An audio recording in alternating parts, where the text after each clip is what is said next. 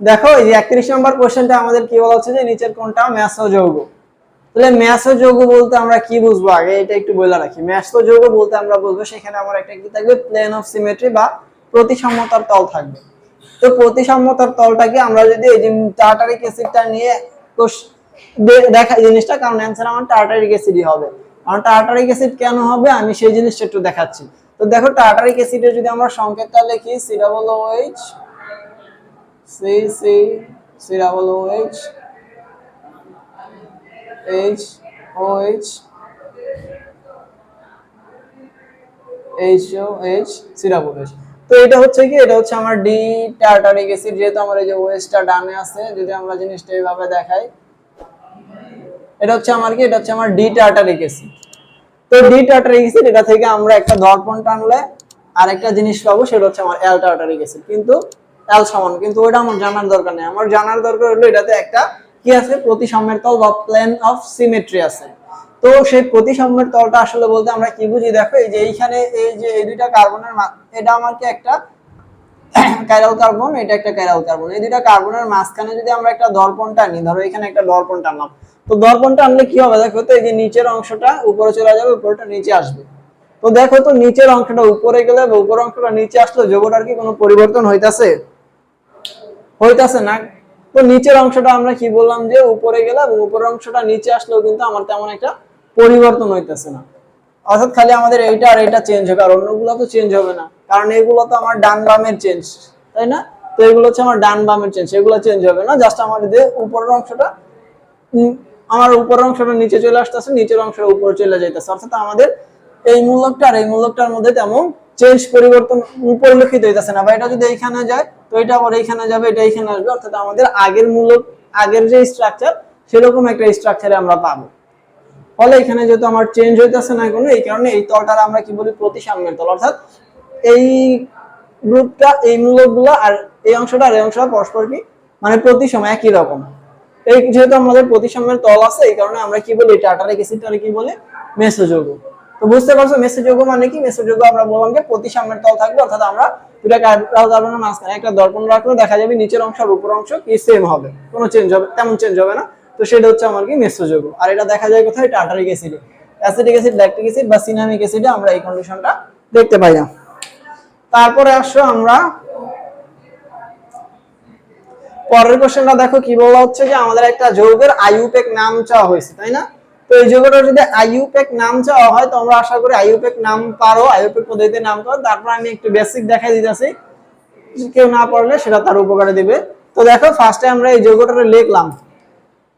এই যে কার্বনের 3টা মিথাইল গ্রুপ আছে, এই যে দিলাম 1 2 3। তারপরে আমাদের এখানে কি আছে, CH2 CH, এইখানে আবার দুইটা গ্রুপ আছে, এই যে CH3, আর এই জায়গায় হলো আমার CH3। এরকম একটা যৌগ, তাই না? তো ফার্স্টে আমাদের নামকরণের ক্ষেত্রে মনে রাখবা, ফার্স্টে কাজ হচ্ছে কি আমাদের মেইন শিকলটা খুঁজে বের করা। অর্থাৎ যে শিকল আমাদের সর্বোচ্চ সংখ্যক কার্বন পরমাণু আছে, সেই শিকলটা হবে আমার কি, মেইন শিকল। তাহলে দেখো এখানে সর্বোচ্চ সংখ্যক কার্বন আছে 1 2 3 4 5। তারপর স্টেপসটা কি, তারপর স্টেপসটা হচ্ছে আমরা শাখাগুলো দেখব। অর্থাৎ আমাদের এই যে মূলকগুলা, আমরা শাখাগুলা দেখব কোন দিক থেকে গণলে আমাদের শাখাগুলোর যোগফল কাছে হয়।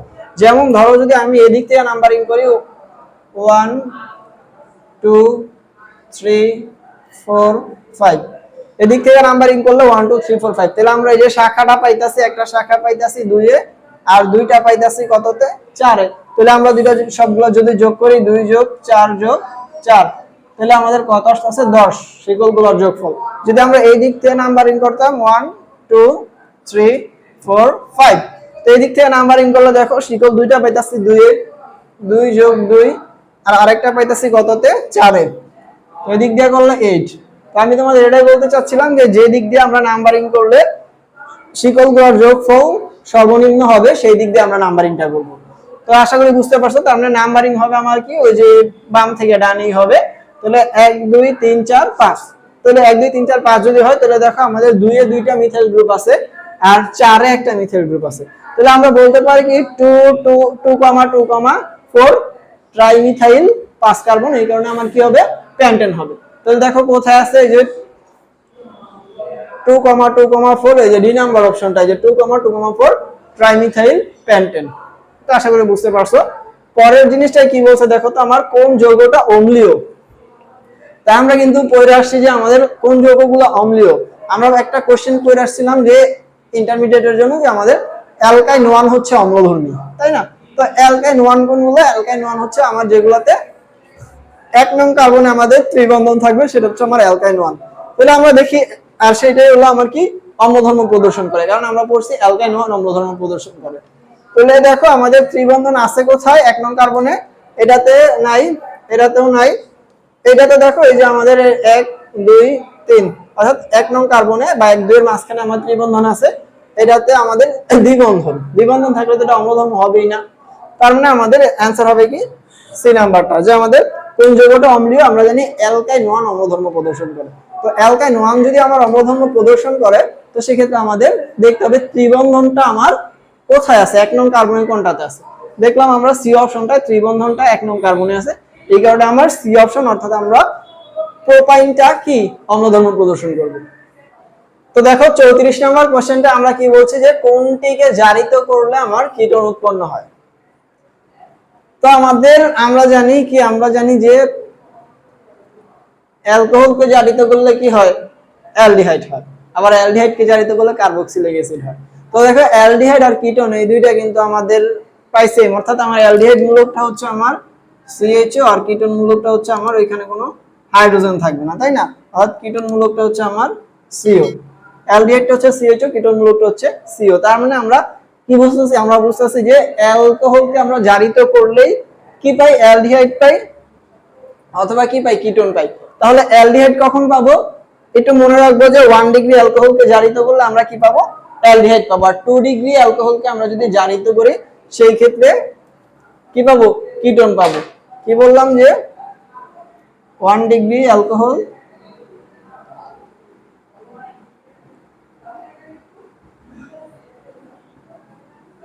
জারণ করলাম, কি পাবো? আমরা অ্যালডিহাইড পাবো।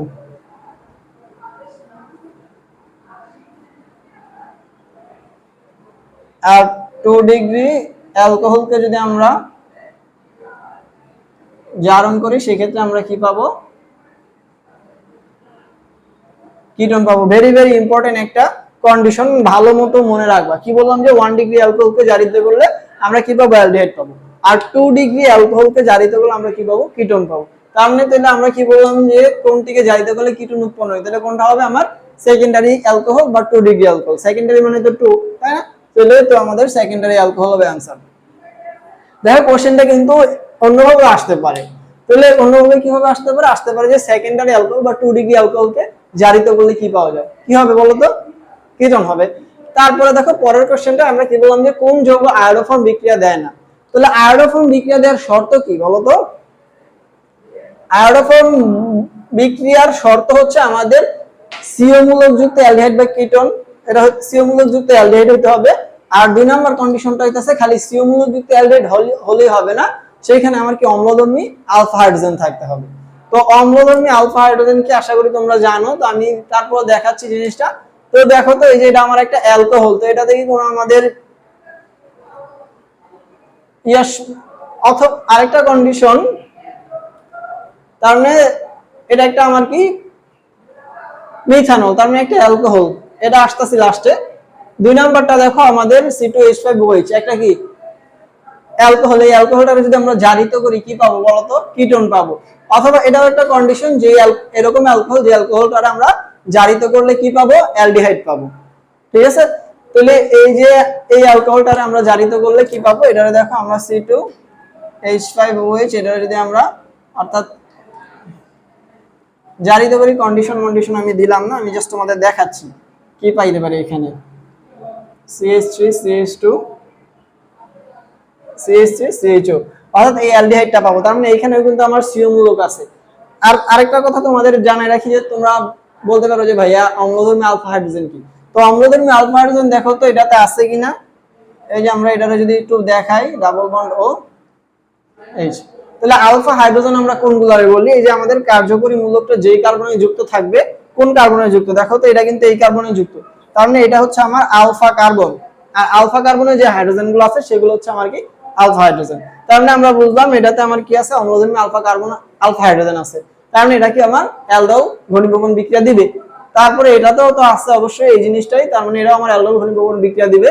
আবার এই যে দেখো কিটোন, কিটোনটাও কিন্তু আমার অ্যালডোল ঘনীভবন বিক্রিয়া দিবে, কারণ কি এই যে আমার এই কার্বনে যুক্ত এই কার্বনে যুক্ত, তার মানে এটাও আলফা কার্বন এটাও আলফা কার্বন, তার মানে আমাদের আলফা কার্বন আছে মানে আলফা হাইড্রোজেনও আছে, তার মানে এটাও কি আমার অ্যালডোল ঘনীভবন বিক্রিয়া দিবে। তাহলে দিবে নাকি, দিবে না হচ্ছে এই যে আমার মিথানল, কারণ মিথানলটা জারিত করলে কিন্তু আর আমরা এই অ্যালডিহাইড, মিথানলটা জারিত করলে দেখো তো আমরা কি পাইতাছি, CH3OH।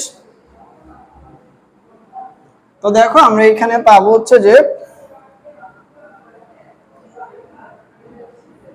HCHO পাবো, অর্থাৎ আমরা যেটা ফর্মালডিহাইড বলি। তো এইটারে যদি আমরা একটু লিখি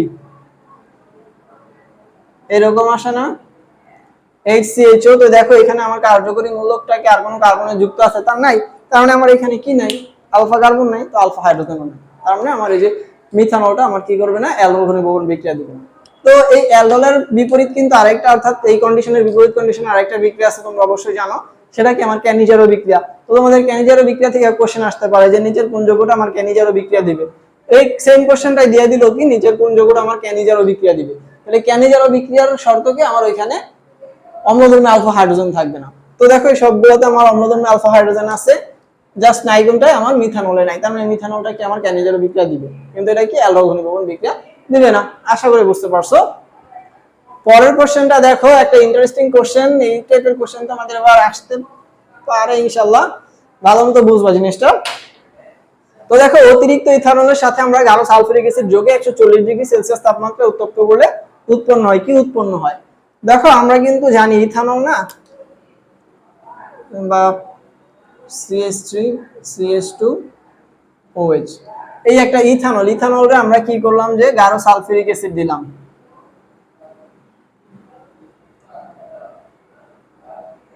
গাঢ় H2SO4, আর আমরা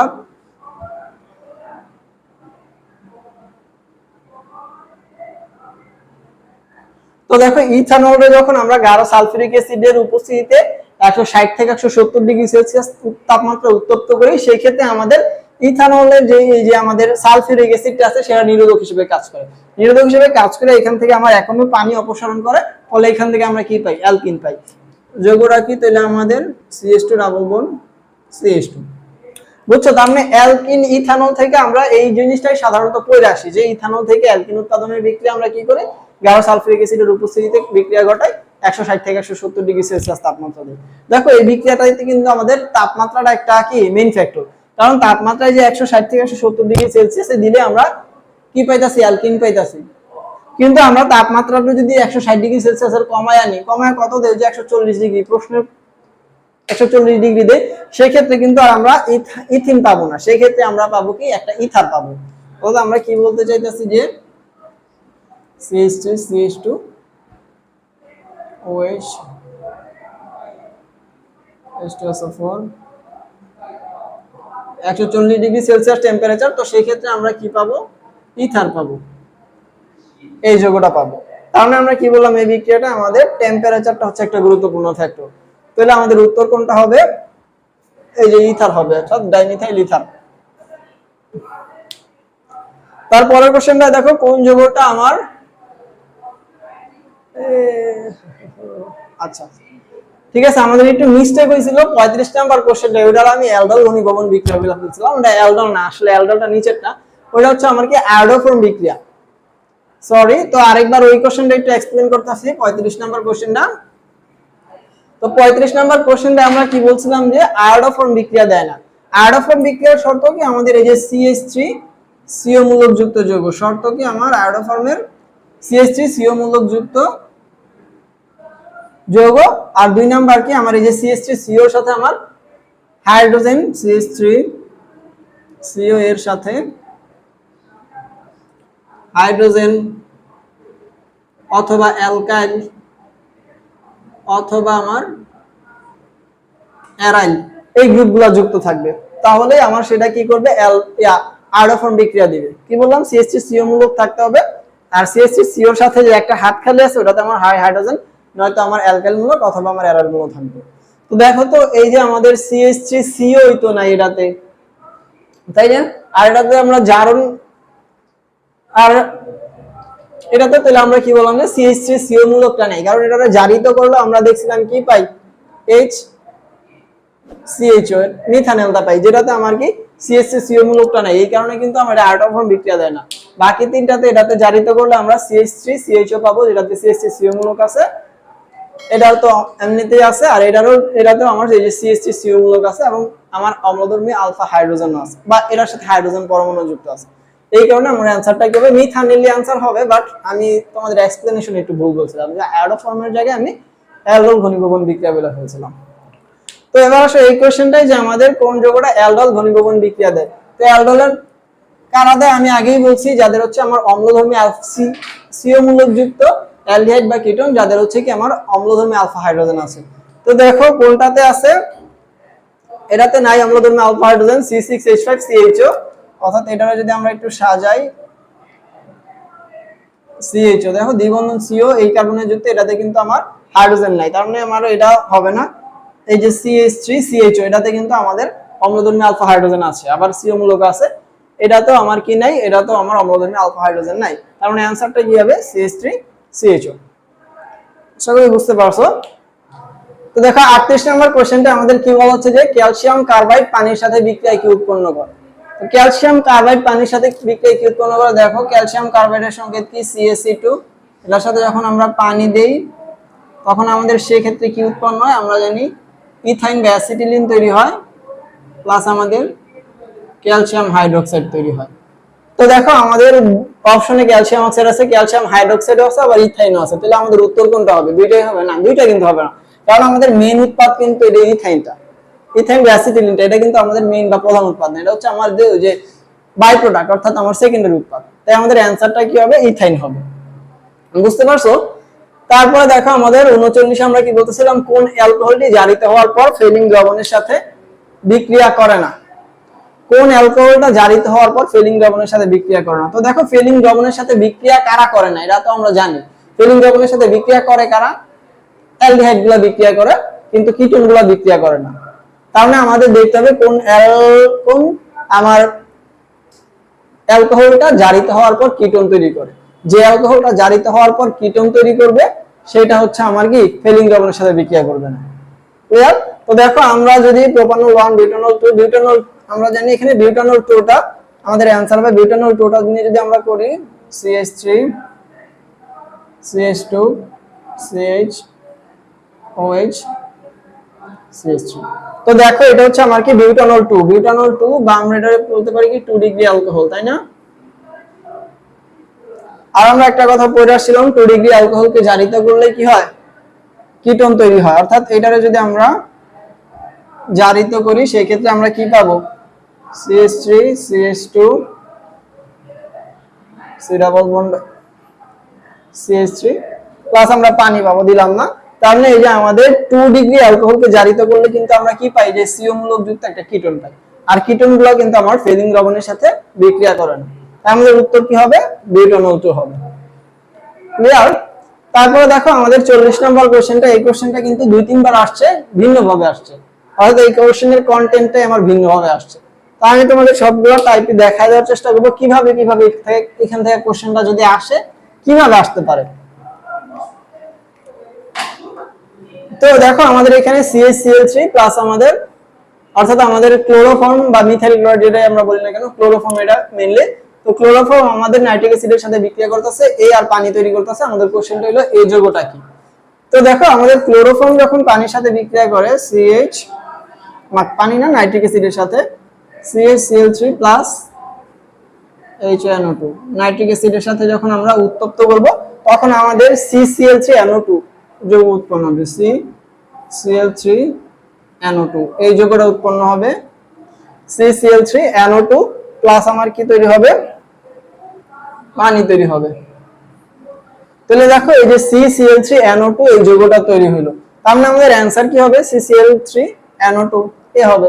এখন এইখান থেকে আর কিভাবে কোশ্চেন আসতে পারে, দেখো এই যে CCl3NO2 এটার না একটা কিন্তু সুন্দর নাম আছে, নামটা কি, নামটা হলো আমার ক্লোরোপিক্রিন। ক্লোরোপিক্রিন,